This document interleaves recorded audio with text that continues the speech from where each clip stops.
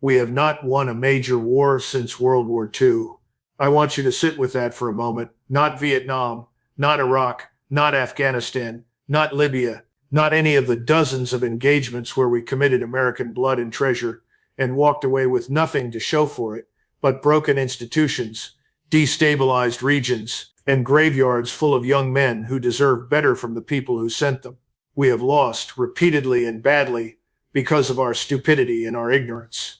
And now, as tens of thousands of troops and an enormous amount of military hardware are moving into position across the Middle East, we are preparing to repeat the same catastrophic mistake on a scale that may dwarf everything that came before it. Let me tell you what is actually happening, because you will not hear this on mainstream media. You will not hear it from the think tanks. You will not hear it from the retired generals who now sit on defense contractor boards and collect their rewards for playing along. I spent decades in uniform. I have studied war, planned war, and watched war be made and mismanaged by people in Washington who have never once been held accountable for the consequences of their decisions. What I am going to tell you is not comfortable, but it is the truth. The military is already deployed. The forces are already in position. This is not a hypothetical. 20,000 troops do not move to the Middle East because someone is still weighing options. The machinery of war is already turning, and the men and women inside it are, as they have always been, waiting for an order that those above them have not yet fully thought through. That is the part that should terrify you. Not the size of the force, not the missiles already expended, the fact that there is, once again, no coherent strategy behind any of it. Think about what that means historically. When American forces landed in Vietnam, they did not know what they were supposed to do. They had no clear mission. They did not even have an objective to attack. A strategic decision had been made to commit American military power, but none of the people going in knew what that meant or how to accomplish it. Nobody figured it out for the next 10 years. We wasted billions of dollars, tens of thousands of American lives, killed 2 million people in the process, and accomplished absolutely nothing. One would have thought that lesson was permanent. It was not. When we went back into Iraq in 2003, when we went into Afghanistan in 2001, there were no clear, unambiguous goals. There was no coherent strategy.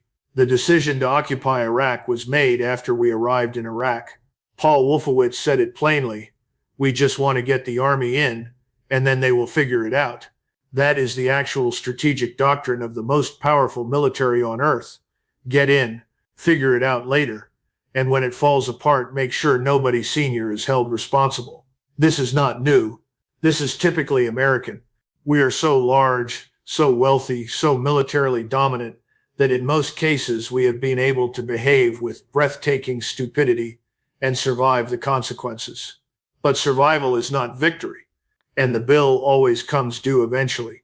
Now we face Iran, 93 million people, a nation the size of Western Europe, a civilizational state with thousands of years of history, a functioning government, a sophisticated military doctrine, and a population that has been told, correctly, that the United States seeks its destruction.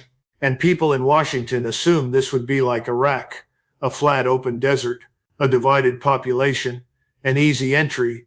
That assumption, like every catastrophic assumption before it, was wrong. Let me tell you what our strikes actually accomplished. We expended enormous quantities of money, missiles, and munitions. We failed to make a serious dent in Iranian defenses. In the meantime, Iran has replenished its stocks, resupplied its forces, and is arguably in better shape now than when the conflict began. That is not my assessment alone. That is what the intelligence community is communicating privately. And it is deeply frustrating to everyone who understands what it means. Because Iran has had the time and the combat experience to study us. They know where our forces will attack from. They know what weapons and munitions we will employ. When your enemy has figured you out that thoroughly, launching further attacks is not strategy. It is wishful thinking dressed up as military power. And people say, well, Iran's navy was destroyed. Iran's air force was degraded. Yes, because Iran is not a maritime power. Iran has never had a great fleet of ships as we understand navies in the West. Iran has controlled the Strait of Hormuz through a sophisticated combination of undersea mines, robotic small boats, tactical ballistic missiles, and unmanned systems. You do not need a conventional navy to close the most strategically important waterway on Earth. And Iran has not had much of an air force since the Shah left decades ago. Declaring victory over capabilities Iran never heavily invested in is not a military accomplishment. It is a talking point designed for people who do not know better. The actual problem remains exactly where it was. The Strait of Hormuz is closed or effectively constrained. Iran has stated clearly and repeatedly that this is sovereign territory, and they will not yield it. The enriched uranium remains inside Iran. Iranian leadership has stated with equal clarity that it is their sovereign right to maintain it, and they will not give it up. Those are the two non-negotiable demands that have been placed on the table. And those are the two things Iran has said unambiguously are not on offer. That is not a negotiating impasse. That is a wall. And continuing to throw military force at a wall does not move the wall. It exhausts the person throwing. Now consider what closing the Strait of Hormuz actually means for the world. Our civilizations run on cheap energy. When energy is no longer cheap or is no longer available, our societies stop functioning. The consequences of further destruction in the Gulf extend far beyond the region. Europe, Northeast Asia, Japan, South Korea, Southeast Asia, the rest of the Middle East, all of them face a decade of economic disruption if the Gulf infrastructure is seriously degraded. We are already on a path toward famine in multiple parts of the world. The people making these decisions in Washington either do not understand this or do not care. Both possibilities should alarm you. And then there is the question of what happens if this war escalates further. Neither Russia nor China will allow Iran to be destroyed. That is not a speculation. That is a geopolitical certainty rooted in their own strategic interests and survival calculations. If Iran begins to look like it might fall apart, we must seriously consider the possibility of Russian and Chinese intervention to prevent it. Whatever was said privately between Washington and Moscow, between Washington and Beijing, we do not know the full content of those conversations. But the leaders of those countries are not passive observers. They have made clear in their own ways that there are consequences to going further. A war that began as a regional conflict could become something far larger, far more dangerous, and far less controllable than anyone in the current administration appears prepared to manage. This brings me to something that must be said plainly, even though it is rarely said in polite company. The reason we are in this position, the reason American military power is being deployed, not in the service of American national interest but in the service of a specific foreign policy agenda, is not a mystery. The financial power that funds campaigns, that controls much of the mainstream media, that populates the think tanks and shapes the consensus in Washington, has decided that Iran must be destroyed. And it has decided this not because Iran threatens the United States, but because Iran is the last major regional power capable of serving as a strategic counterweight to Israeli hegemony in the Middle East. That is the elephant in the room. That is the fact that polite panels and mainstream broadcasts decline to name. In the absence of that financial and political pressure, we would not be at war with Iran. Absolutely not. This is what President Eisenhower was warning about when he spoke of the military-industrial complex. He originally called it the military-industrial congressional complex, but his advisors told him to drop Congress from the name to avoid making more enemies. He was right about all three. The revolving door between senior military officers, defense contractors, and Washington institutions is not a peripheral corruption. It is the central structural feature of how American military policy is made. A general arrives in Washington as a person of modest means. He retires a multimillionaire. You have to ask how that happens. The answer is that he is placed in positions where he is rewarded for supporting bad policies, bad equipment programs, bad strategic decisions. Good job, General. You killed people we told you to kill. Here is your board seat. Here is your speaking fee. Here is your think tank stipend. And the cycle continues, unbroken, because there is no accountability. None. We have never gone through what the Russian military went through in Ukraine, removing and replacing senior officers who proved corrupt or incompetent. Our generals have basked for 80 years in the afterglow of World War II. Americans see a 3-star general, and think they are looking at Patton. They are not. They are not. The connectivity does not exist. And we are beginning to feel the consequences of that self-deception. We are overextended. 250,000 troops spread across the world on any given day. Forces in Europe that should have been withdrawn when the Soviet Union collapsed and the Warsaw Pact was dissolved. Forces in the Gulf, propping up governments that would fall without us. Forces in Korea, Japan, the islands of the Pacific, the Caribbean. We are structured for global military hegemony, and the people who benefit from that structure, the generals, the admirals, the contractors, the members of Congress whose districts host the bases and build the weapons, none of them want to give it up because it is worth an enormous amount of money and an enormous amount of prestige. And so the structure perpetuates itself regardless of whether it serves the American people, regardless of whether it makes strategic sense, regardless of whether it is bankrupting the country. There are voices in Washington today saying America won, that Iran knows it lost. I want to be very direct about this. That is nonsense. That is the kind of statement designed to be played on television for people who will not ask follow-up questions. What did we win? What objective was achieved? Iran's nuclear program was not destroyed. The Strait of Hormuz remains contested. Iranian military capability has recovered and adapted. The conditions that prompted this conflict are substantially unchanged. Declaring victory in that environment is not leadership. It is what Roy Cohn taught his most famous student. Whatever happens, you attack, you never retreat, you deny anything that reflects unfavorably on you, and you declare victory. That is the operating doctrine right now, and it is going to collide with physical reality in ways that a press release cannot fix. Israel's position in American public opinion has collapsed with a speed that would have seemed impossible 5 years ago. We have gone from 70 or 80% of Americans expressing support for Israel to something in the neighborhood of 20% or less. That is not a polling fluctuation. That is a structural shift in how the American public understands what is being done in their name and why.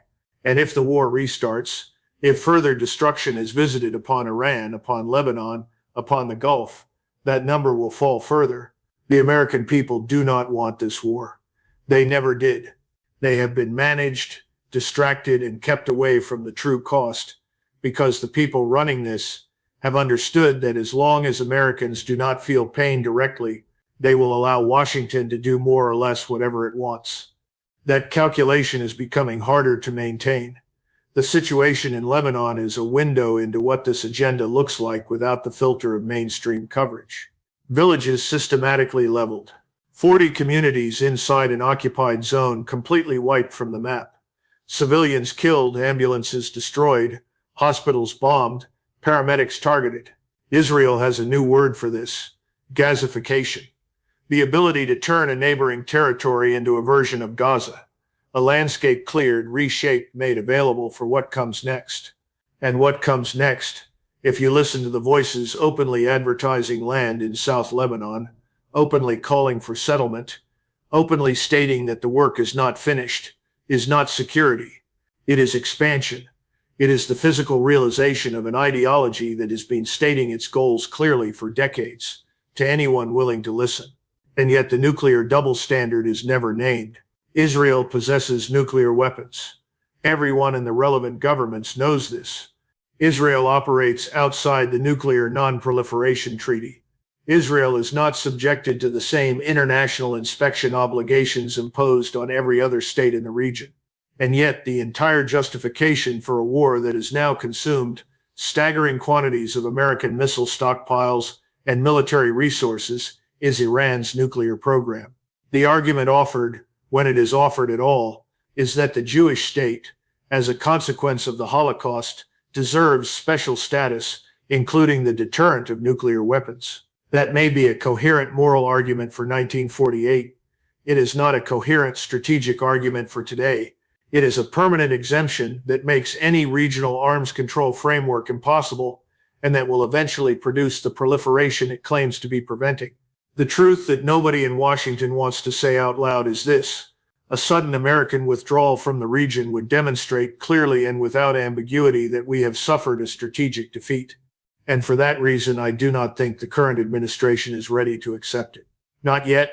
because admitting a strategic defeat is the one thing that the doctrine of attack, deny, and declare victory cannot survive. For Israel, the stakes are even more existential. A withdrawal of American military power from the region would leave Israel in a position it has never had to manage alone, facing neighbors whose hostility has been deliberately cultivated over decades without the shield of American deterrence and American logistics and American diplomatic cover at the United Nations. But here's what I told Israeli senior military officers the last time I was there. Iran should not be your primary strategic concern.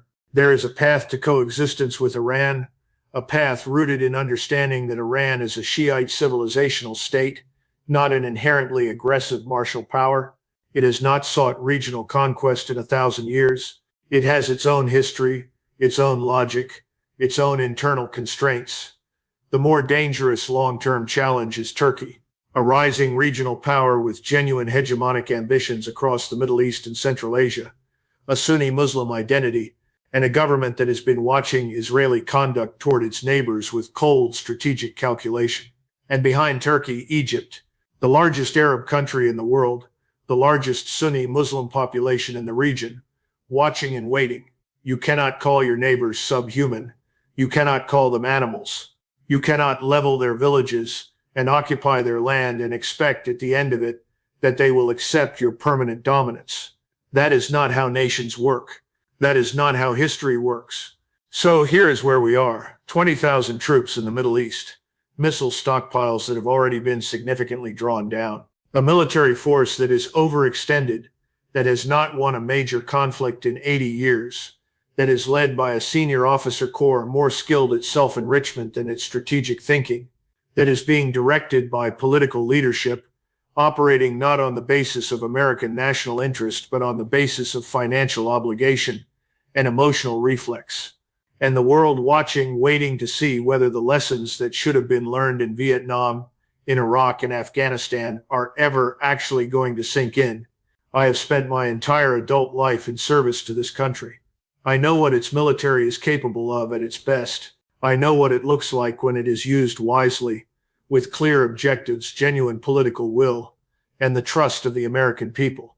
What is being constructed in the Middle East right now is not that. It is the same pattern repeated again by people who will not be the ones paying the price for it. The troops moving into position will pay that price. The American taxpayers depleting the treasury to fund it will pay that price. The people of the region, already crushed under the weight of what has come before, will pay that price. We have failed. We have failed badly. And unlike previous failures, which could be obscured by distance and managed by a compliant media, this one is unfolding in real time, in front of the entire world. There is no version of what comes next, where the declaration of victory matches the reality on the ground. The mother of all failures always consists of bad assumptions, and the assumption that underlies all of this, that American military power properly applied can bend a nation of 93 million people to our will, can remake the map of the Middle East in the image someone else has decided it should take, is the worst assumption of all. The troops are moving. The machinery is turning. And the question that nobody in Washington is prepared to answer honestly is the same one that was never answered in Vietnam, never answered in Iraq, never answered in Afghanistan. To what end?